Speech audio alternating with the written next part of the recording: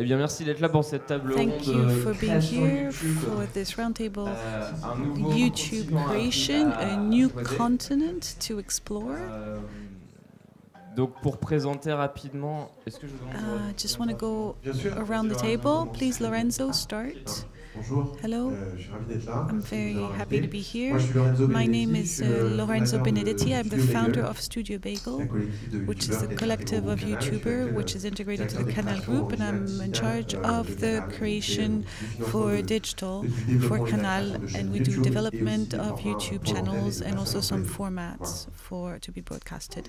Hello, Je suis Margaux Missika, je suis Margaux Missika. I'm a producer for a company called UPIAN, a company that has produced a lot for the web, mostly documentary, interactive documentary, but also fiction, traditional documentary for platforms, and content for social media.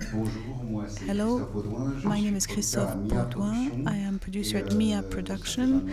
It's been 10 years. I produce a lot of things, short movies, documentary, outside of YouTube in general. And I am producing a series called Nobody Cares About It. That's going to be on YouTube. Hello, Julien Neutres. I'm head of creation for the Center of Cinema and Animated Pictures, motions. So this is the entity where we follow the new grant that is given to the new creators, and Margaux and Lorenzo didn't say that they were also part of this entity. Yes, we're very happy to be part of that. Hello, my name is Sophie Garric. I am one of the creators of Office, a YouTube channel that has been around for 4 years and has 20 million views. It's on girls. And I'm writing it, and I'm developing a new digital series. So I'm very busy at the moment. Okay, I have tons of questions. So, and you didn't introduce yourself. My name is Guillaume Desjardins. I am author and producer and director for a YouTube channel which is called The Parasites, and also have another channel which is Red, Blue, Green, where I give a lot of advice on video production. So I have tons of questions for you guys, whether it's on the arts level or producing level or funding. So I'm going to start with the artistic level and a general question, which is what changed, what is different when you write for a free broadcast, whether it's on YouTube or on other media. And I mean by other media, Facebook and other social media. Sophie, do you have any insight to give us?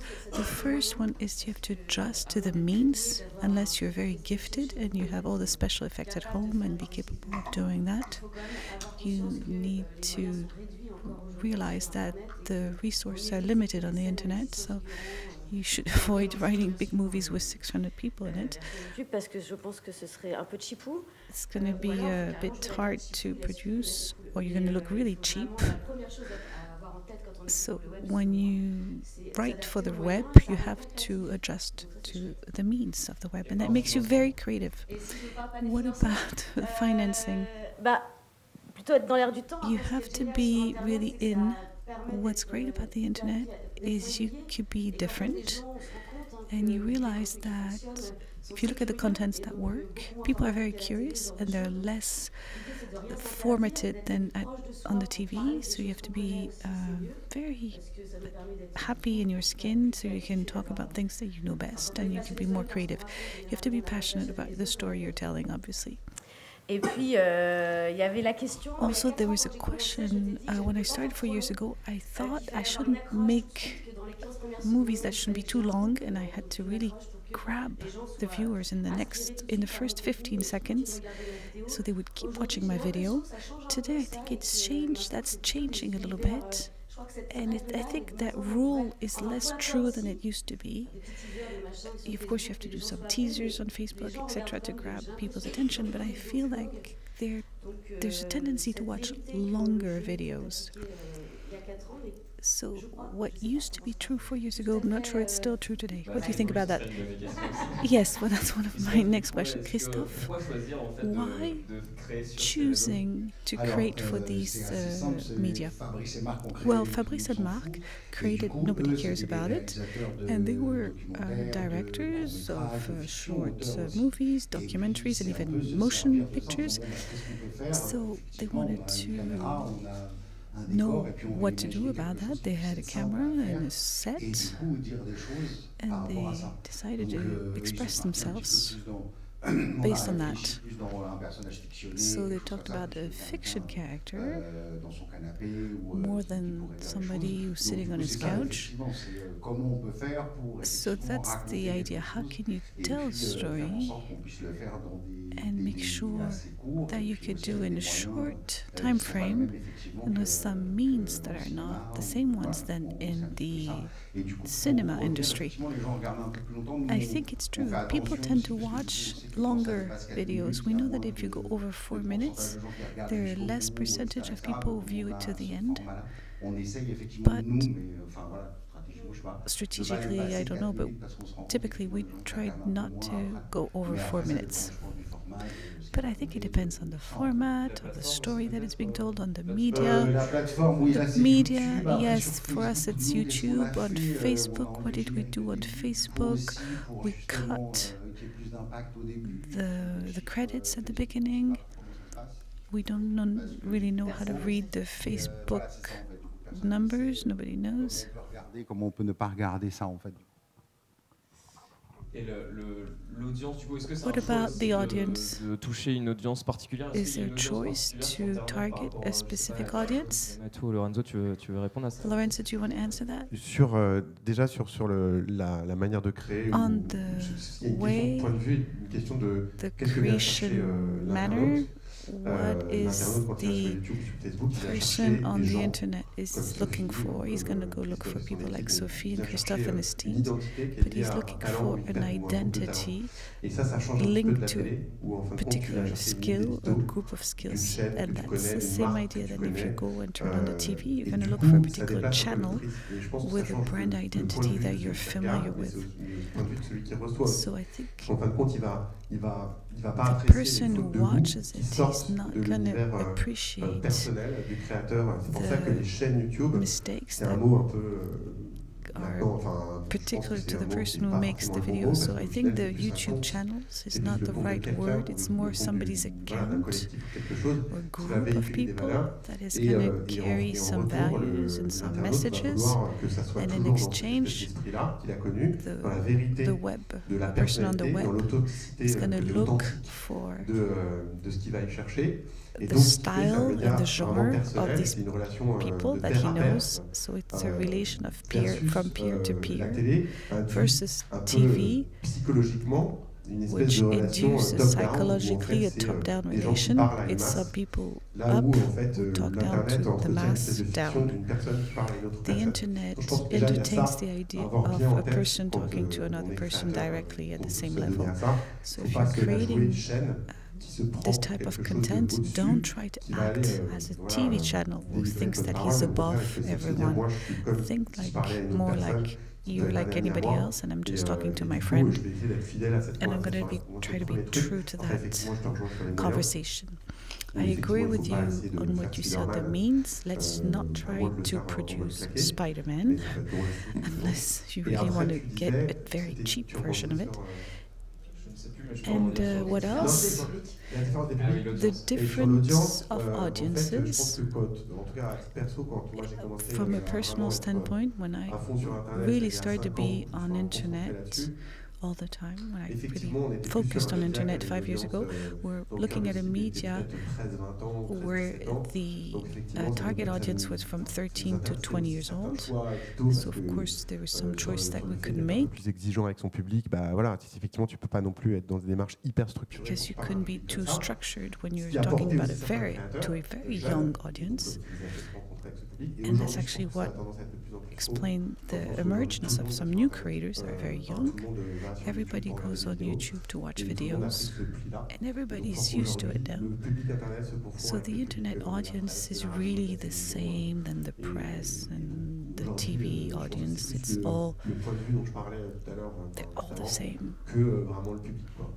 But we're still suffering from this stigma that used to be where we were considered as a media addressing the younger ones, where we're really addressing everyone. Aujourd'hui, quand tu regardes It's true, if you look at the average age of people watch TV, tel niveau que c'est sûr que si it is not the same plus facilement accessible sur les plateformes. than the people who watch YouTube. I agree with you. Truc sur la manière. I would like to say something about the way of writing. Contrairement à la télévision, c'est la versus TV.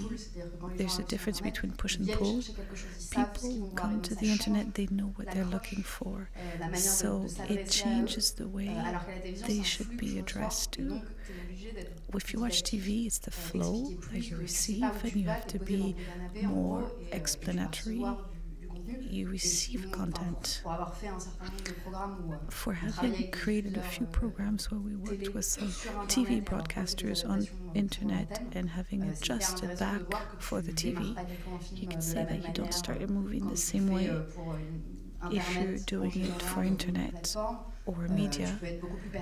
You could be more punchy and to the point because people know where they're at. They chose to go there, they know what they're looking for. There's an idea of choice, which is much more clear than if you watch TV where you don't really know what you're looking for. And also there's time limit on TV channels to produce, versus an internet. You don't really know, it's constantly happening. And the way you're going to start, and you have to be punchy very quickly. If you write for internet, you have to have a communication plan in your mind as well. TV, they're going to impose to you there are going to be 2 teasers for your program. On internet, you have to think about that at the same time. How is your content going to be shared on Instagram, on Facebook, on all these media that are in constant evolution? Tu dis effectivement, avec mon point de vue producteur. My point of view as a producer, at the beginning, the producer was just making a program and delivering it on a beta tape, on a digital media. But the producer, such as the broadcaster, must be a director of communication, marketing director. He must have all these skills as well. And today it's one of the stakes of the evolution of the producer's job is to know how to have all the skills that you didn't suspect you would be needing. Also authors, they need to be creating directly with their audience. There's no intermediate. It impacts distribution, writing. If you're a viewer, you can come up and chat, discuss with somebody who's talking to you. There's also a distinction between mass and niche. TV is a mass media, so you have to come up with some programs that please everyone. Versus internet is a world media, niche media, so you can address communities that are much more targeted and be much more focused and polarizing. And that impacts as well in a positive way. Qui impacte aussi positivement justement la diffusion traditionnelle. The traditional broadcast. I want to add something. We're rebounding a lot from. On rebondit beaucoup, c'est juste pour te couper la parole, ça me fait plaisir en fait. Making a comment. C'est parce qu'il m'en veut, parce que j'ai oublié de dire que c'était grâce à lui. He's upset with me because I forgot to mention that my movie, it's because of him that my movie got produced. So it was. Thank you, Canal+. Et qu'est-ce que je voulais dire? Donc ouais, l'importance d'être un programme incarné. The importance of being a program that is embodied.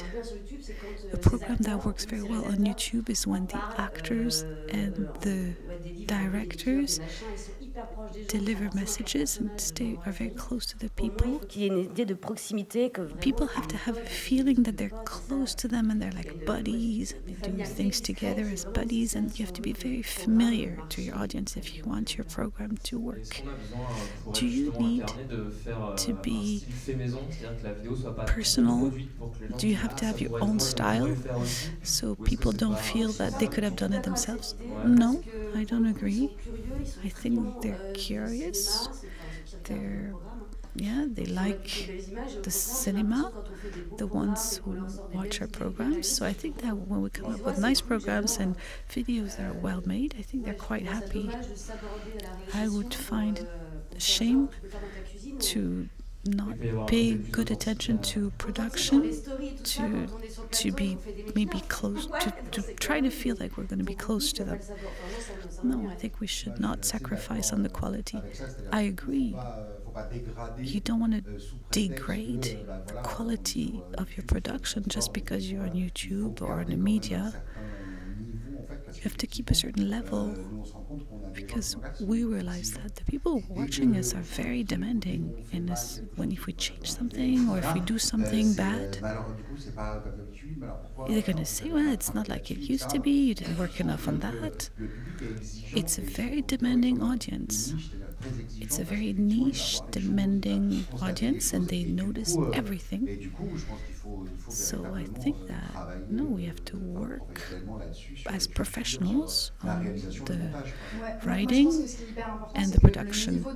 Yeah, I think the level of knowledge of that media has really grown. Everybody can use a camera to do a video. Everybody can produce a quick video as well. And before, the very few ones who knew how to do it were very special and different, where today everybody can communicate with videos. So because the general level of knowledge has increased, the level of requirement is also increased. I was going to ask a question. Today the people going on the web are fans. They're a fan of one channel or one type of production, and they're not an audience, but they're fans. So they're going to be really demanding, and they're going to be looking at something very specific, and they're going to remember every detail of what you did on a certain video, and they're going to want at the same time to have the same style throughout all these videos. And that's one of the talents of the web creation, is once you've come up with something that works, it's very hard to innovate because you're afraid of letting down your fans by changing anything. It's like an artist, a music artist, who would do always the same thing because he'd be afraid of changing to disappoint his fans. Yes, you're right. It's supposed to be freedom, internet. And in fact, you're restrained by other criteria as well. So would you say that your audience has changed since the creation of Studio Bagel? Do you see that more as personal accounts than channels? So do you think that the production of those programs was a mistake? Golden Moustache was born with M6, which is a French TV channel. So we're smart to have incubated that. The sources of their renewal, if I could say so. Canal Plus took us on later on, but in 2012, it's not normal. It was YouTube who let us create a group of people who could have been a traditional media partner. It was an American who did that. So that's why we can be happy that the CNC is starting to recognize this type of creation. They're going to say that the public authorities should promote this form of creation.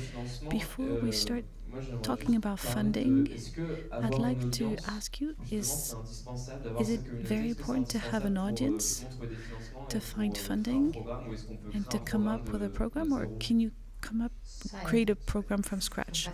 It helps. Let's be honest. That's what we're saying earlier. The difficulty, each user, viewer on the internet is very expensive to get. If you only stay on YouTube or on Facebook, you have limited access to the way it works. So using their tools is not easy, and to have an audience, of course, helps you. Of course, there's some other options. I work mostly on projects that create communities every time that are not based on an existing community. It means that I use other strategy, that I look for partners who already have that audience. And so we're going to agree with my program because of the audience that they already have, but it's a little bit more complicated. The choice that you've made to produce and create for internet, is it a choice of independence, to be more free? It's a choice to do something right now, immediately. For us, anyway. C'était ça, c'est-à-dire du coup, bon, allez, on essaie, on fait. Let's get on it right now. C'est un petit peu ça. Après, ça n'empêche pas que autour de ça. But of course, there's some links between the TV channels, what happens on YouTube, on Facebook. It's a showcase, and you can go and look for partners and work on other projects. But it's a very instant way of doing things. And we can do it. It's within our reach. Can you call it a choice? I don't know. If you were given €1 million to do your series on a major channel, maybe you would have chosen that option. It's also finding a way as we can.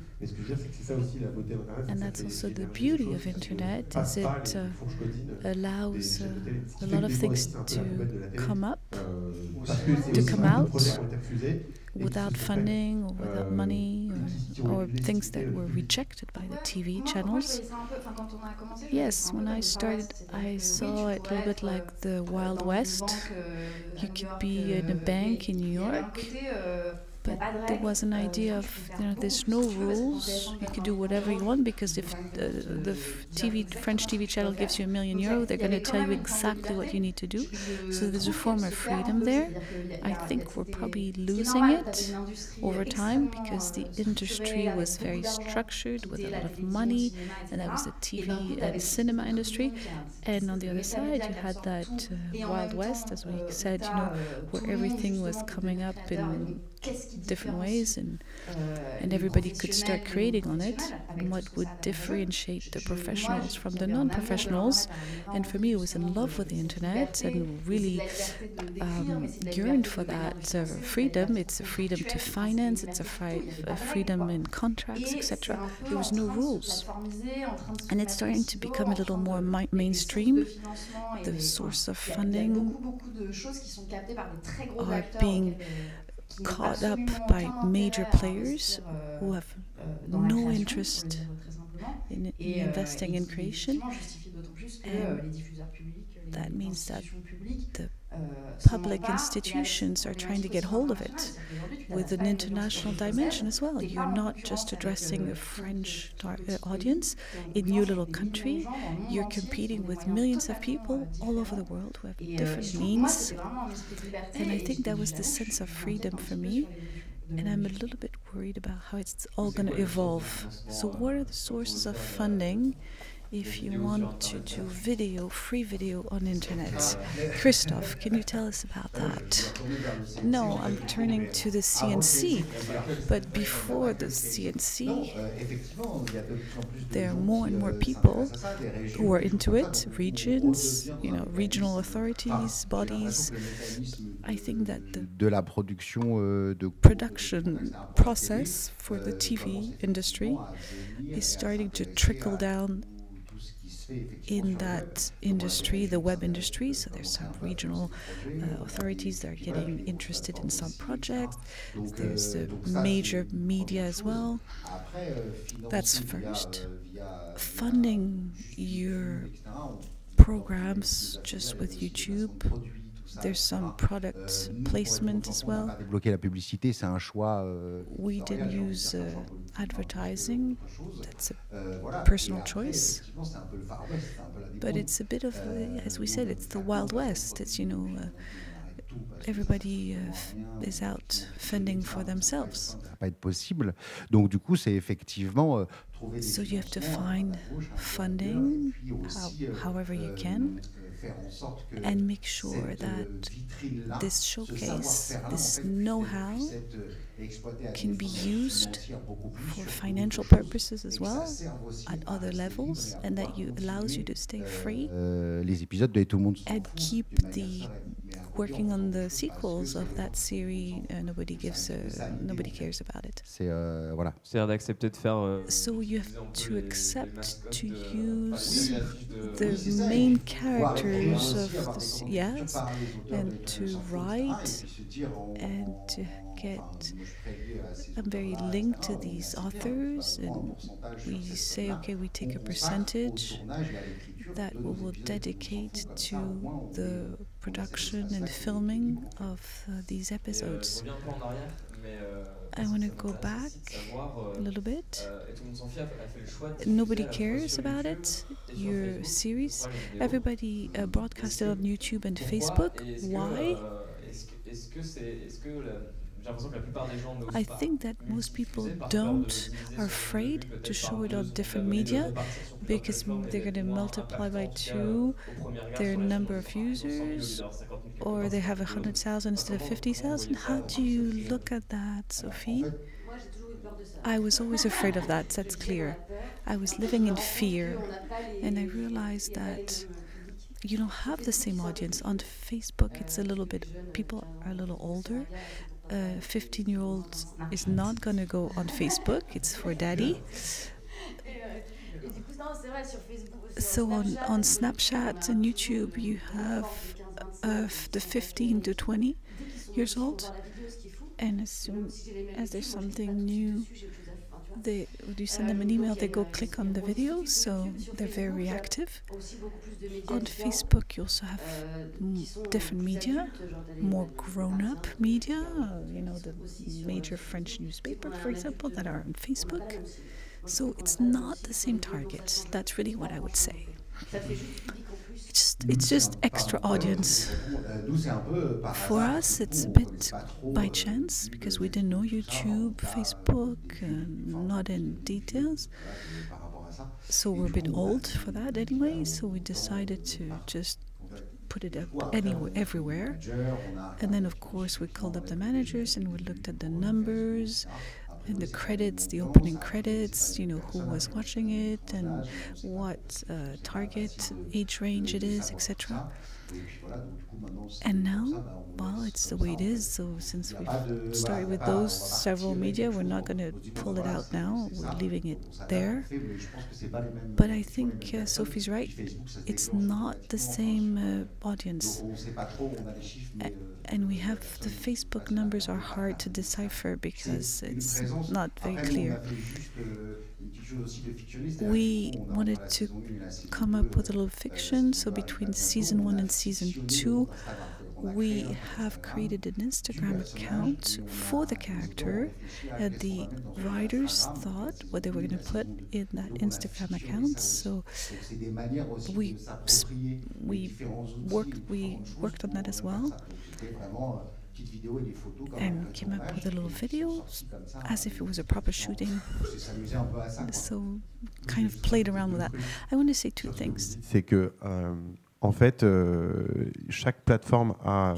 Each media And that's probably the first time I'm actually watching this. When I walked on TV, we had all kinds of audience as our target, the older ones, the younger ones.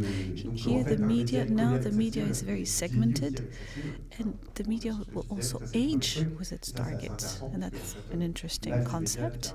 The age of the media will have an impact on the type of audience that it carries with them.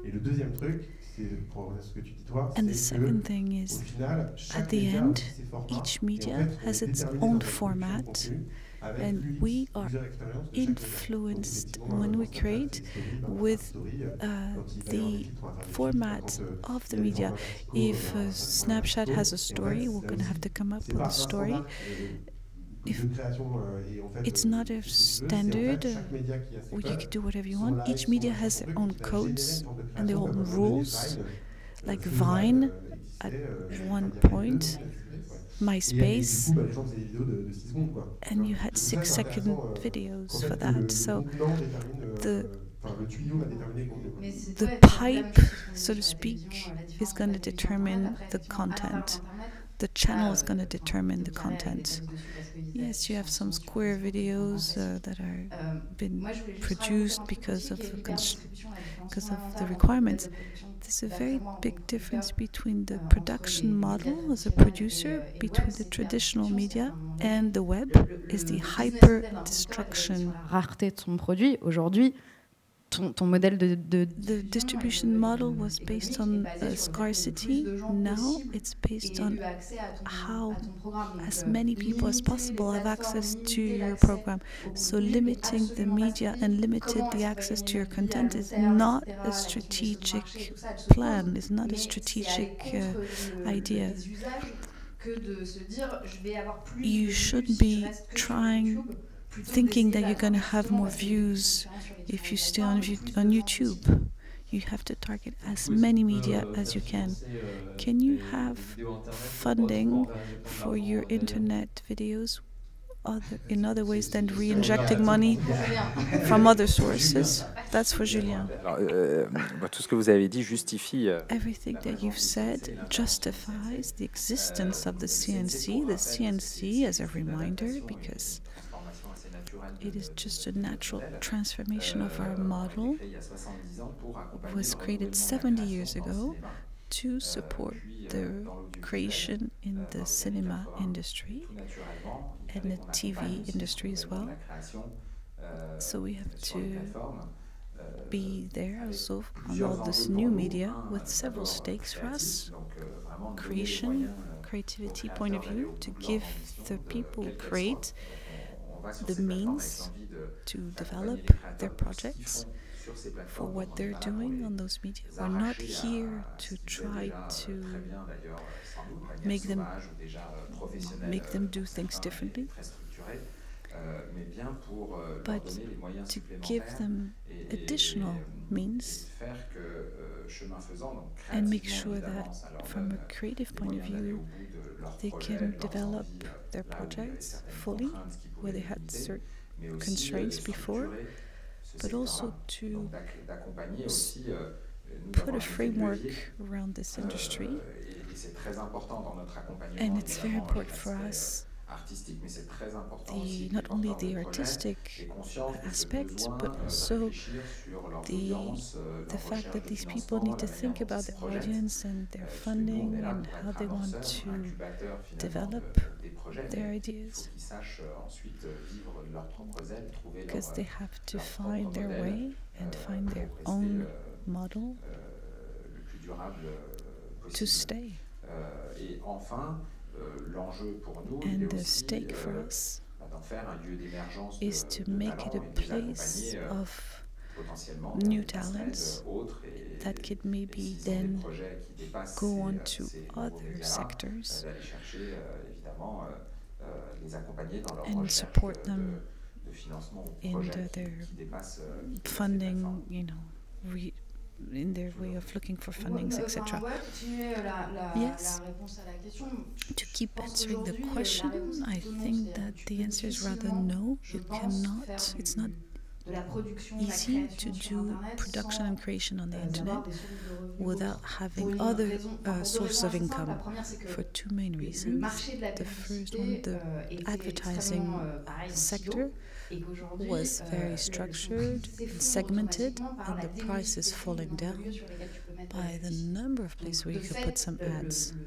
So the difference between €1 invested by an announcer and the €1 in the pocket of the person at the end of the channel is very different than any other media that was existing before. But that's the story of the media in general. If you look at this history of television, it took a while to get structured. The people who started creating on this media at the beginning had other sources of funding. They would do corporate or advertising. We have a web design studio on the side, and we have different types of activities that kind of balance each other out. I think that do you finance one program, and how can you find a corporate model that is sustainable? There's some projects that you're going to make more money on, some projects you're going to make less money, but it also allows you to innovate and promote some people that were not famous while basing yourself on more senior people. Yes, clearly the sector is going to follow the evolution of the cinema industry, the TV industry, of people who would build. It took 70 years for the TV. Of course, we still want to have the public authorities who invest next to those who are creating and taking risks, because we know it's very fragile, as the business models are really based on the success of one particular project. But of course, you can balance out several projects to mitigate the risk. We're here to balance it all out and put a framework around this. We have a lot of examples. One of them is the evolution of creators who had success on one particular media and want to do it, keep creating on maybe different media, other media. We're here to help them make these choices and these innovations, and we want to support them. And we're going to have to adjust constantly and talk with people, actors in the sector, in the industry. And we're going to have to watch closely how it's all going to be structuring itself. There's a lot of participative media now. Tomorrow, there are going to be some other source of funding. They're going to be interested in that industry. Some TV channels who will look at those talents and those new developments. I still feel like it's a bit of a rip-off. Why? You have to explain to me how the internet media is the richest one today and how it captures more advertising market shares than the TV industry. I think it's clear. I think it's 27% for the TV advertising, and it's 30% for the internet. But there's a black box somewhere, because among these 30% of money captured on the French market, 80% goes through Google and Facebook, and 95% of it on the mobile, revenue captured on the mobile, go through Facebook and Google. So there's obviously a very strong economic stake to crack that black box, which is the breakdown model of financing that is being done. As you say, starting when the announcer puts €1 in the box and only a few cents come out, for the people who really invest and really produce. It's not the case in TV, because we think that TV is a mass market media, so of course the public authorities have thought, let's be transparent. And since internet grew, so with some actors are far away and are not easy to regulate, it's very difficult to come up with a regulation on that. One of your challenges at CNC, since you have a platform, a media tax, like for YouTube, it's a tax that is calculated on the basis of a market. And as a producer, I want to see some real source of funding coming up. They're all complementary: crowdfunding, the announcers, product placements, and then you sell your program on top of it. So we're financing each other, off each other.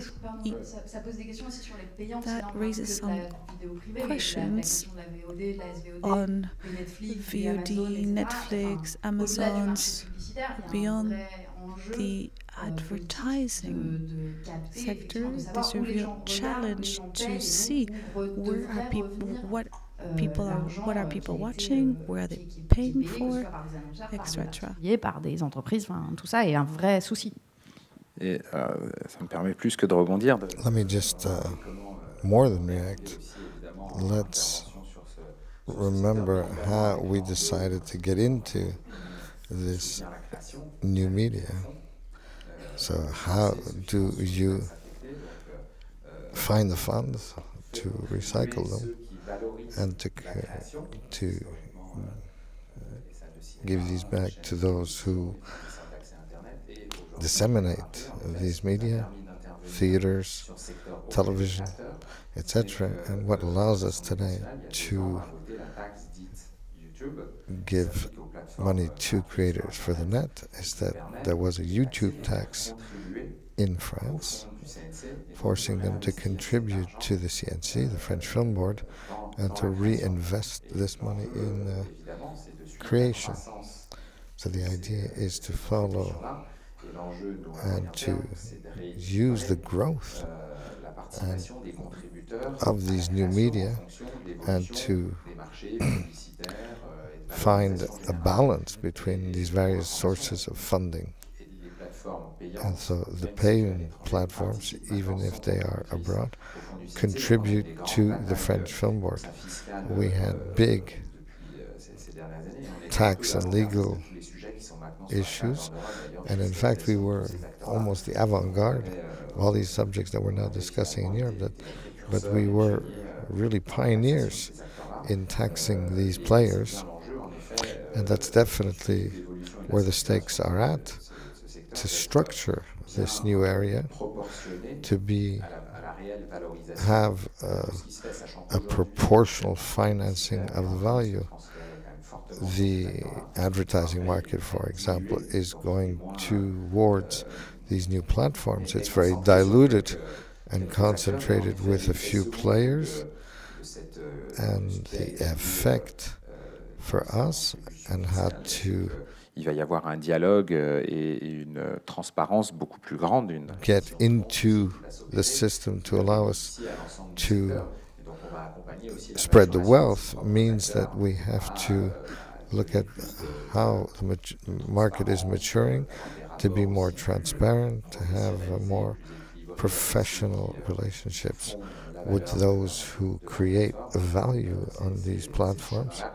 And that's where we need to go to. I mean, we did the same thing, once again, historically. When you look at film production, audiovisual production, it's a dialogue between those who downstream monetize creation and how we refinance new creation. And it's we know it's a virtuous circle when it works well. And we've done this for 70 years. And if France is as productive as it is for all moving pictures, so to speak, whether it's the cinema, cartoons, etc. In this new media, we need to create the same cycle so that the platforms begin by contributing and that we build a real system.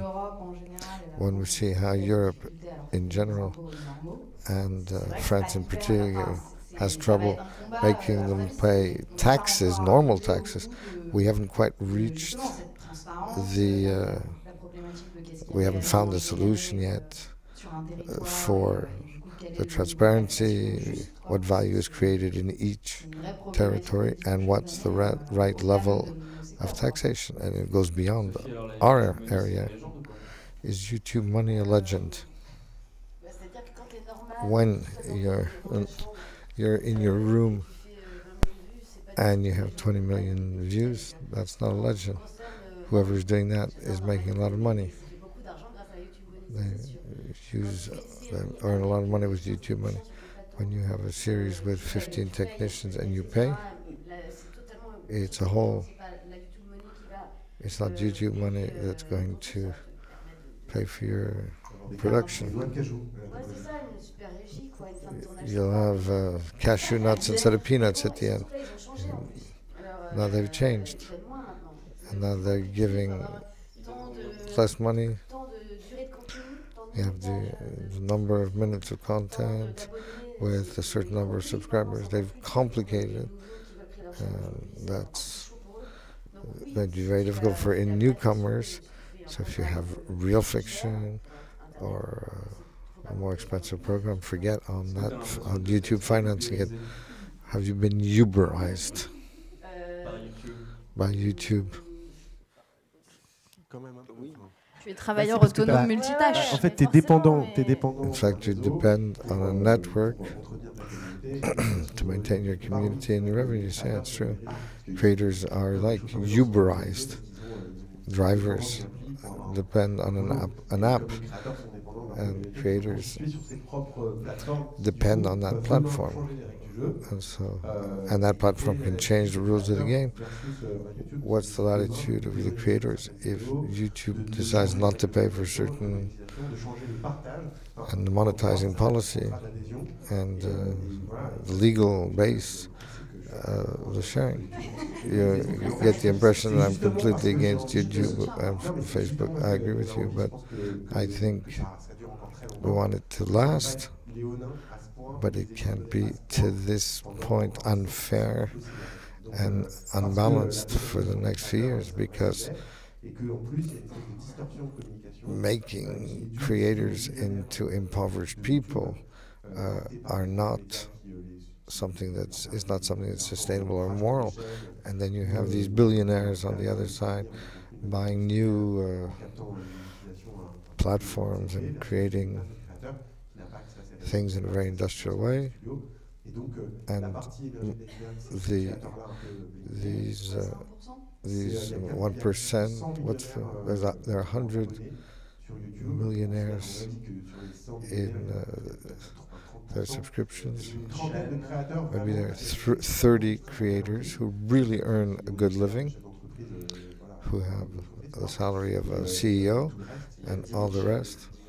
And there's 10,000 channels who have more than 10,000 subscribers in France.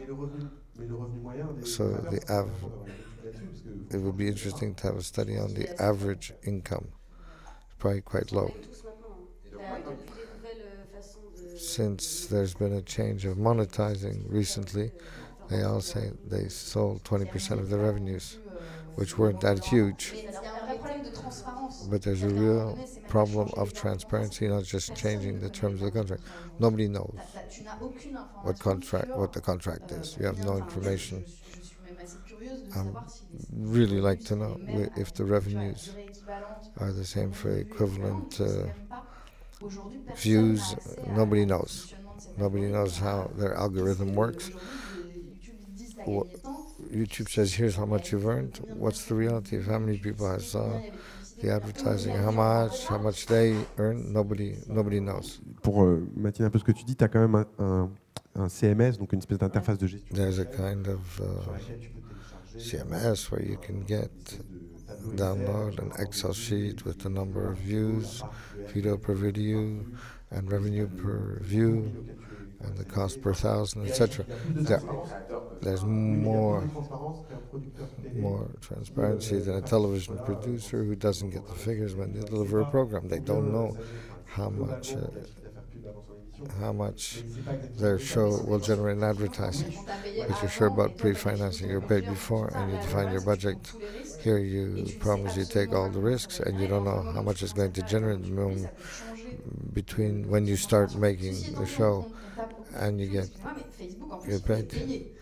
And Facebook, you have to pay them. You're a creator and you pay to show your content. It's crazy. Just, I fully agree, and then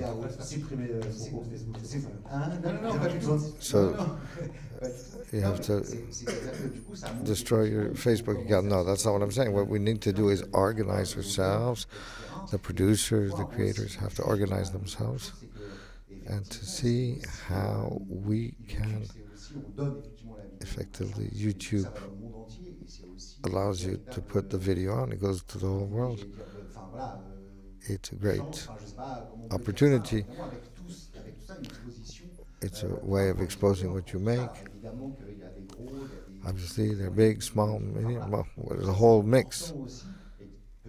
Maybe we have to think in a different way as how you split up the pie and how we can change our way of producing to make discovering talents. Well, there's a whole series of questions, and see that YouTube redistributes some of the money to speak in a very practical way, to say what we at the CNC allow.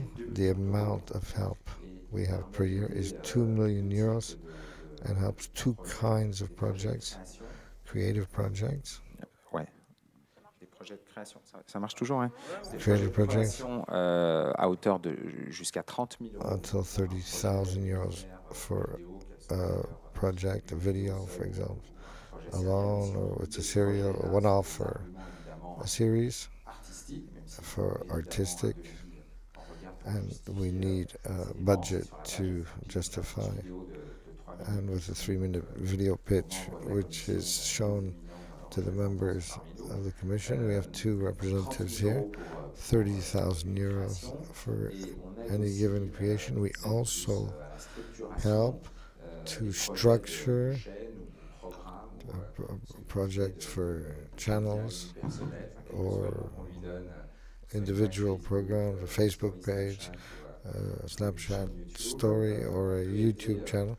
We can help a project over 6 months up to 50,000 euros with the idea to help produce video works, but also help to look for financing investment in people who will help with marketing, for example. So there are a lot of eligible expenses for creators to be given more resources to deal with all of this ecosystem. Let me just add, for the authors, there's the SACD, which is negotiated with YouTube, which is the French authors' rights. And it's not negligible, but only goes to the authors, screenwriters, and directors. And let me just add that the CNC fund, which is quite recent, gives us an extra resource, which is notion asking for money without pre-financing. Since 2007, the CNC has got involved. The New Media Fund accompanied web series, a lot of innovation, interactivity, virtual reality, and also helping out private and public broadcasters. But you have to have a pre-financing. Since there's no pre-funding for all of this, that was the possibility of being more flexible, but there's a real desire to find some sort of structure and to bring classical web series into the CNC. We ourselves are trying to understand how this sector is maturing. Before there was a bit of mix-up, and now we know specific mechanisms for the various types of creativity. What you said in terms of production, this gives us a better knowledge of the different models, and we really began from scratch to look at the type of production, how you write, how you produce, so we can help also much simpler productions, things done with a webcam, or more ambitious and professional series, and without a pre-financing model. And of course, we are supporting VR and everything that's being done with more traditional or new platforms with pay for subscription or pay TV. All the productions are aided, as were the people who had funding from traditional broadcasters. So we have to integrate all of these broadcasters, all of these disseminators, because we complain a lot, but it's not too bad compared to some other countries. That's why we have to do the best possible productions. As a virgin continent to be colonized. They're 20-30% of the audience of our creators. Alors c'est très francophone aujourd'hui, mais c'est abroad, a lot of French speaking, but it's a very strategic area for us. We have more feedback on the non-French speaking audiences. It's interesting to see how we can enable for the export of these contents to other language groups. It might be interesting to get your point of view, but what struck me is that it's a very diverse web with very different trends. Those who want to stay in a more sort of indie confidential mode, some will want to go towards more structured. Il y a plein de tendances qu'on ne retrouve pas dans tous les pays. Fiction. There are a lot of trends which you don't find everywhere, and typologies, things that are closer to video games.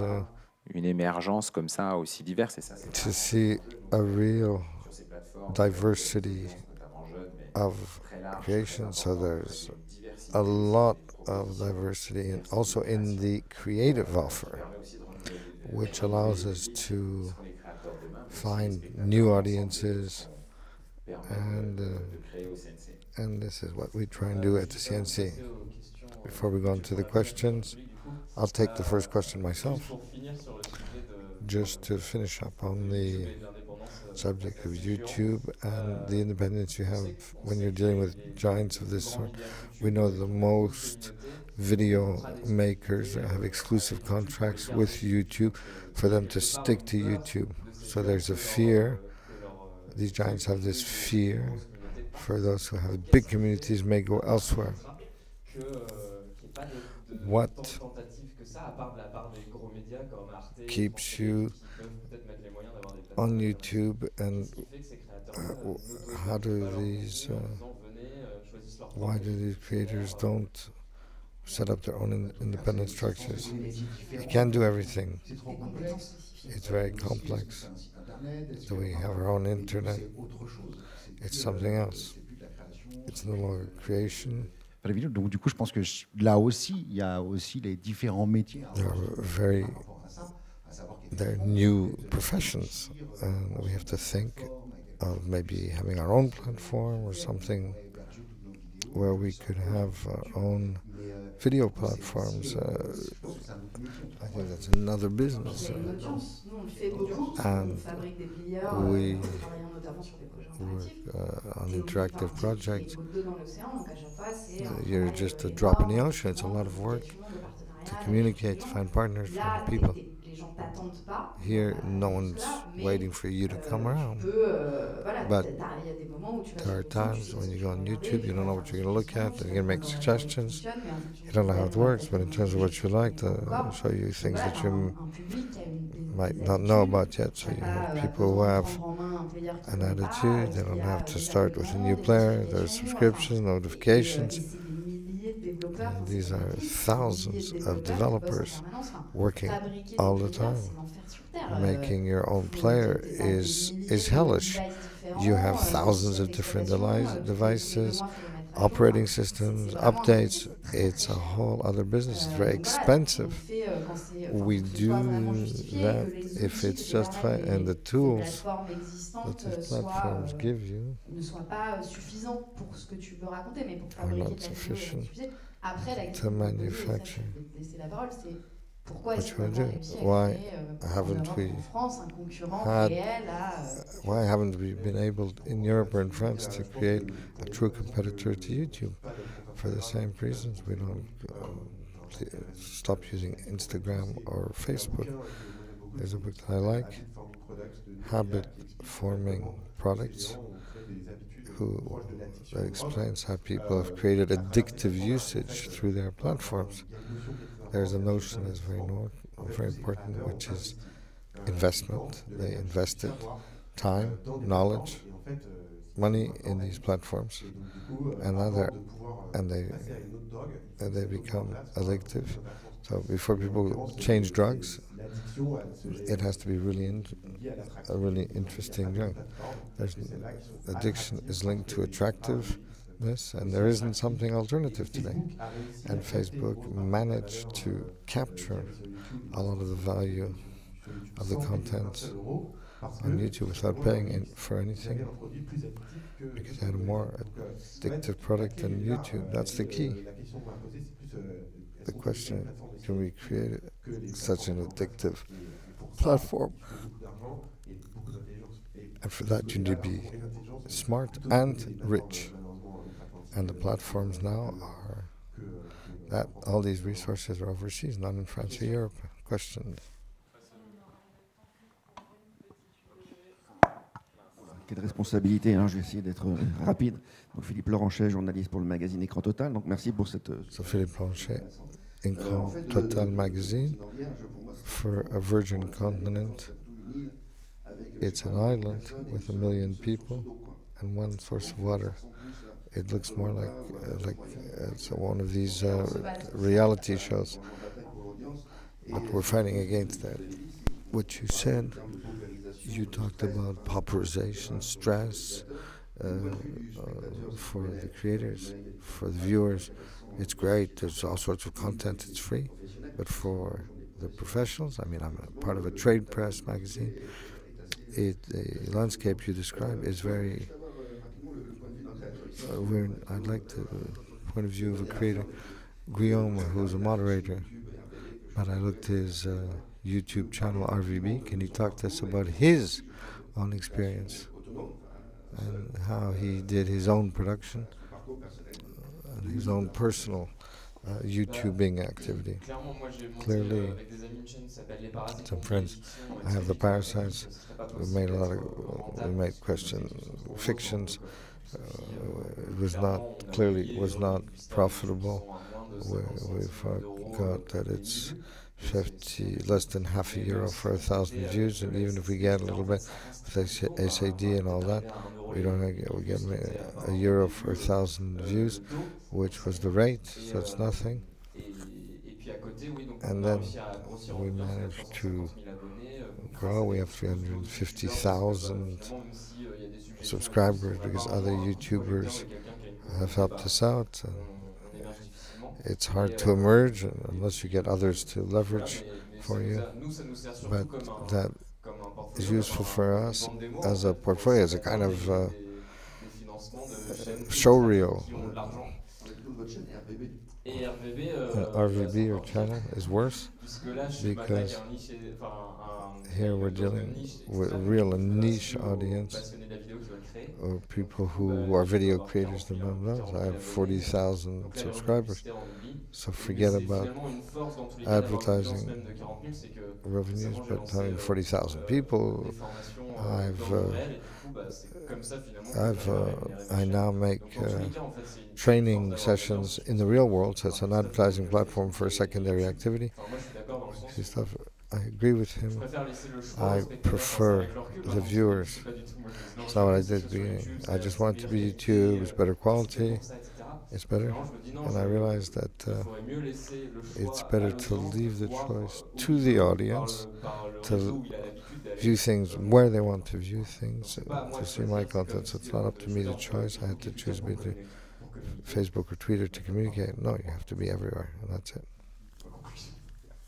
On va être à côté, on peut répondre aux questions informellement, parce qu'on n'est pas non plus très nombreux. We can ask questions in private, that would be best. Thank you.